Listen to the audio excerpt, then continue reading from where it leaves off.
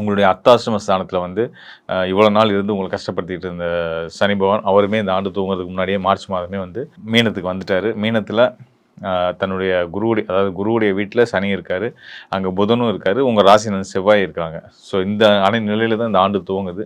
செவ்வாய் சனி புதன் சேர்க்கை அப்படின்றது வந்து பார்த்திங்கன்னா நல்ல மாற்றங்களுக்கான கண்டிப்பான முறையில் நல்ல மாற்றங்கள் மென்ஷன் பண்ணியே சொல்கிறேன், நல்ல மாற்றங்களுக்கான ஒரு காலம் அப்படின்னு சொல்லலாம் இந்த சேர்க்கையை. சனி செவ்வாய் புதன் சேர்ந்து 5ஆம் இடத்துல யோகஸ்தானத்தில் இணைஞ்சிருக்காங்க. இதில் புதன் வந்து உங்களுக்கு லாபஸ்தான அதிபதி, 8ஆம் இடத்து அதிபதியும் அவர் தான்.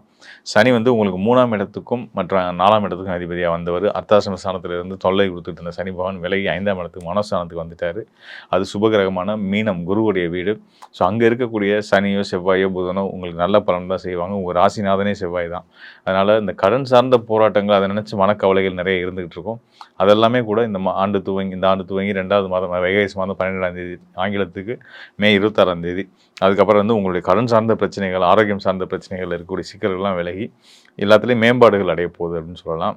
உங்களுக்கு கடன் வர வேண்டியது வந்து சேர்ந்துடும். அது போக நீங்கள் கொடுக்க வேண்டிய கடன்களை செட்டில் பண்ணுறதுக்கான வருமான வாய்ப்புகள் கிடைக்கும். இந்த மாதிரி பல நல்ல விஷயங்கள் நடக்க போகுது.